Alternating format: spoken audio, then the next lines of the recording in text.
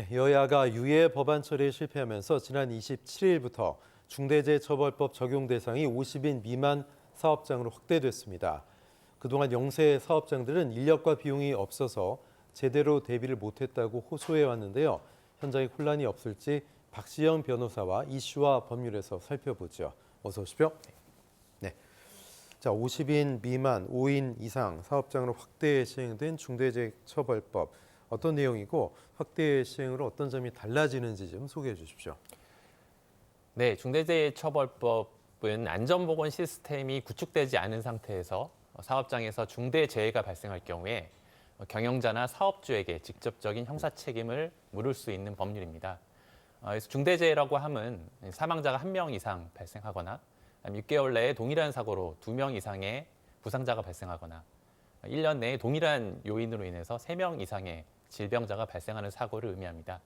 만약에 사망자가 발생할 경우에 해당 사업주나 경영자에 대해서 1년 이상의 징역 또는 10년 이하의 벌금, 만약 부상이나 질병이 발생할 경우에는 7년 이하의 징역 또는 1억 원 이하의 벌금형을 선고할 수 있게 됐습니다. 또한 민사상 손해배상 책임도 가중이 됩니다. 지난 2022년부터 50인 이상 사업장에 대해서는 적용이 되어 왔었고요.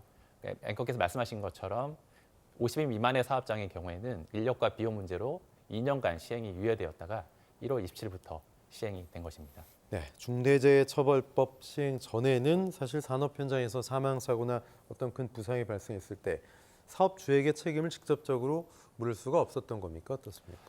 아닙니다. 산업안전보건법에 따라서 책임을 물을 수도 있었습니다.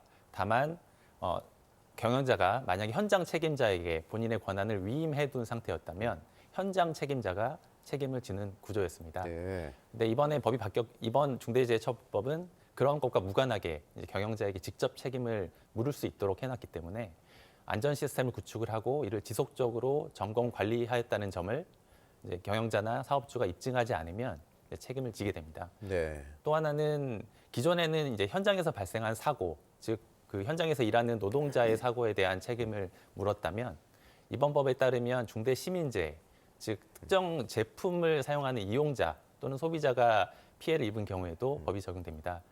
제가 2주 전에 이 자리에서 그 가습기 네. 살균제에 관련된 형사 네네. 확신 판결에 대해서 이제 해설을 해드린 바가 있습니다.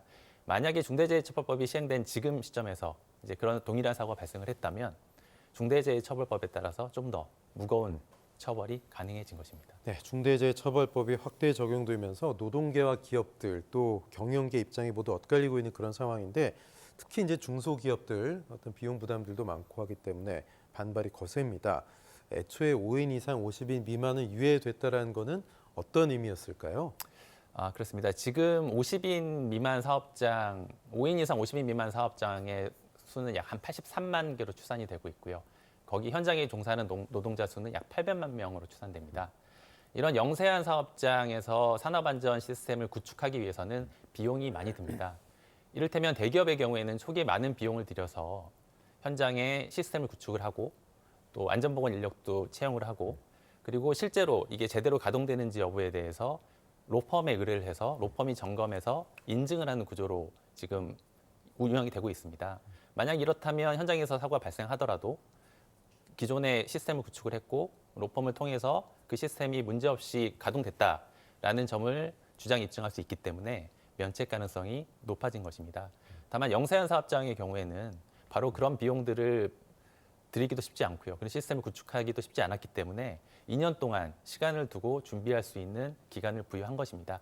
다만 그 2년 동안의 기간만으로 충분히 그런 준비를 할 수 있느냐에 대해서는 논란이 있었고 그렇기 때문에 추가적인 유예가 필요하다라는 의견도 있었습니다. 네, 5인 이상의 영세한 사업장만 돼도 사실 이제 이 중대재해처벌법 유예가 끝나는 건데 내가 이 법에 해당이 되는지도 모르는 사업주도 많으실 것 같습니다. 이 법이 있는지도 모르고 있다가 처벌을 받으면 구제될 수 있는 그런 길은 없는 건가요?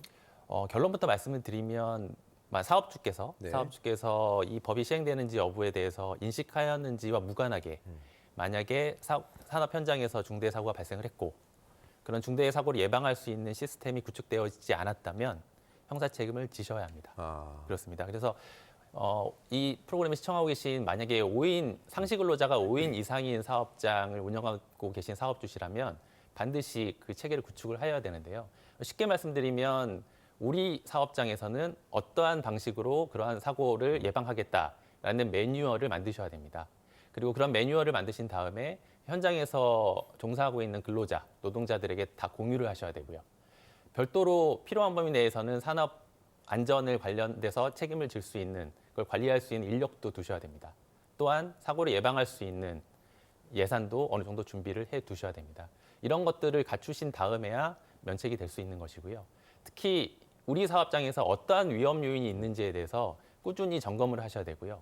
만약에 위험성이 발견되셨다면 이거를 개선하는 조치를 하였어야만이 이제 법이 요구하는 그런 조치를 다 하는 것입니다. 실제로 2022년 고용노동부 자료를 보면 산업재해로 총 644명이 숨졌는데요. 그중에 50%가 넘는 388명이 50인 미만 사업장에서 일하다가 사고를 당해서 숨진 것으로 드러났습니다. 따라서 중대재해처벌법에 따른 책임을 면하시기 위해서는 반드시 그런 시스템 구축을 하셔야 되는 상황입니다. 네, 확대 시행을 앞두고 논란도 이견도 많았습니다. 그렇기 때문에 어쩔 수 없이 정착까지는 좀 시행착오가 있을 수밖에 없을 것 같은데 어떤 점이 구체적으로 보완돼야 될까요? 그렇습니다. 어디까지나 이 법률이 제정된 취지는 형사처벌에 있지 않습니다. 사고를 예방하자는 것입니다.